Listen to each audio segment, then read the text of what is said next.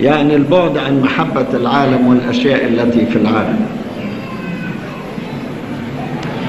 إن أردت إنك تحب ربنا تأمل في سير القديسين.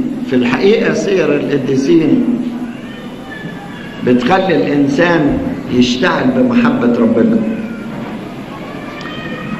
وبترفع مستواه الروحي إلى السماويات، لأن بيشوف الناس اللي بقوا صورة ربنا ومثاله.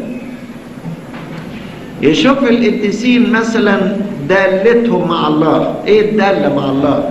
ازاي كان بيكلم ربنا كده واخد عليه يعني. ازاي ابراهيم يقول له اديان الارض كلها لا يصنع عدلا، اتهلك البر مع الاثيم. ايه الدالة دي؟ ازاي موسى النبي يقول له اما تغفر لهؤلاء الناس او تمحو اسمي من كتابك الذي كتبت. ايه الكلام ده؟ ايه الدالة العجيبة اللي بينهم وبين ربنا؟ لما تقرأ حياة القديسين اللي قيل عنهم ان العالم لم يكن مستحقا لهم، الارض لم تكن مستحقة انهم يدوسوها باقدامهم، تلاقي نفسك ابتديت تشتاق الى هذه الحياة اللي تعيش فيها مع ربنا. لما تشوف القديسين دول ازاي احبوا ربنا، ازاي تركوا كل شيء وتبعوه، ازاي سابوا الاهل والبيت والاولاد ومشوا وراه، ازاي قالوا له احنا مش ممكن نسيبك لان كلام الحياة الابدية هو عندك. ازاي واحدة زي مريم كانت بتجلس عند قدميه تتأمل وتسمع كلامه. ازاي القديسين اللي عاشوا في البراري والقفار من اجل عظم محبتهم في الملك المسيح. ازاي القديسين اللي استشهدوا من اجله وكانوا بيرنموا فرحانين وما همهمش الدنيا وكل اغراءاتها من اجل محبتهم لربنا. كل دي تخليك تشعر بمحبة ربنا. القديسين اللي ربنا اداهم معجزات واداهم مواهب من اجل محبتهم ليه ومحبته ليهم، لما تقرأ الحاجات دي تلاقي قلبك ابتدى يلتهب بالنار. كل ما تقرأ سير القديسين، اللي ما بيقراش سير القديسين بتقل محبته لربنا. بتجد نماذج حية كده الناس احبوا ربنا وعاشوا معاه. لما تقرأ مثلا عن ظهورات القديسين وأعمالهم بعد الموت حتى، أو ظهورات الرب لهم، تشعر باشتياق للحياة دي. بل لما تقرأ عن طريقة انتقال القديسين من هذا العالم، القديس اللي انتقل بصوا لقوا الأوضة كلها رائحتها بخور أو لقوا نور. القديس اللي قبل ما ينتقل ظهرت له رؤى وظهروا له قديسين تاني ياخدوهم معاه. على رأي الكتاب لما يقول لتمت نفسي موت الأبرار ولتكن آخرتي كآخرته.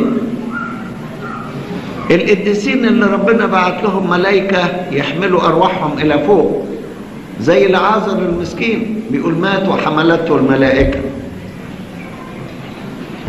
زي مرة القديس الأنبا أنطونيوس كان واقف مع تلاميذه وبعدين سهم كده وقال لهم عمود كبير في البرية قد سقط اليوم، انتقل اليوم. قالوا له مين؟ قال لهم الأنبا أمونيوس أب جبل نتريا. قالوا له عرفت ازاي؟ قال رأيت روحه تحملها الملائكة وتزفها بالألحان إلى السماء. أنا هنا وأقف متعجب من اتنين، من أبونيوس ده اللي الملائكة زفوا روحه كده للسماء بالألحان وهم فرحانين بأنهم يستقبلوه، وبين أنبا أنطونيوس اللي شاف المنظر ده. لما تقرأ الحاجات دي تقول كل الحاجات دي بتحصل وأنا مرمي هنا ولا رايح ولا جيت ولا عملت ولا سويت، تلاقي نفسك فقت. تلاقي نفسك فقت وابتديت تروق لنفسك وتقول أنا عايز أبقى زي دول. او مثلا لما تقرأ عن واحد زي أخنوخ، يقول صار أخنوخ مع الرب ولم يوجد لأن الرب أخذه إليه.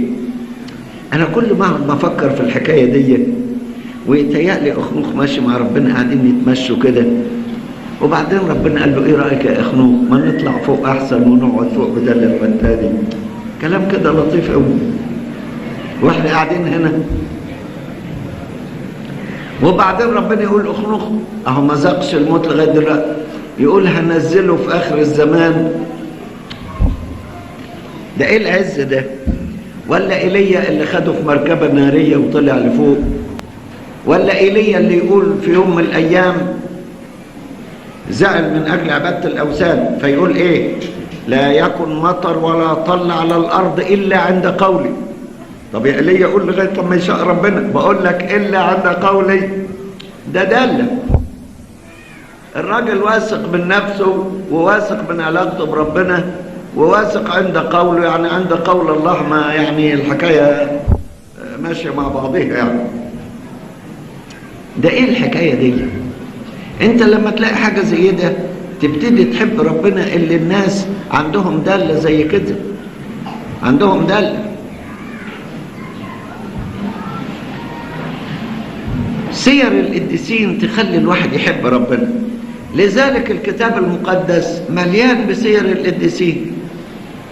هو كتاب مقدس ايه؟ ده غالبيته سير القديسين وطريقة معاملة الله معهم، غالبيته كده. ولذلك تلاقي غالبية أسفار الكتاب المقدس بأسماء القديسين. يعني تلاقي ده سفر صمويل، ده سفر رعوس، وأسفار الأنبياء ده بتاع أشعياء، ده بتاع عبيديا، ده بتاع أرميا، يعني بتاع دانيال، متسمين بأسمائهم. حتى الأسفار الأولى الأولانية بتاعت التكوين والخروج واللاويين والعدد والتثنية سموها أسفار موسى الخمسة، يعني بتاعت موسى، ويقول لك شريعة موسى وناموس موسى. حاجة كده ناس خدوا عدالهم واتمتعوا بالدنيا والآخرة، عاشوا في الدنيا مع ربنا مديهم مسؤوليات كبيرة، وعاشوا في الآخرة معاه حاجة جميلة وحلوة.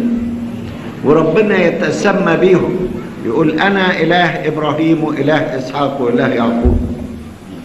ما أنت يا رب إله الدنيا كلها، معلش، لكن دول بالذات دول لهم كرامة معينة عنه. خلاص، ناس لهم حظ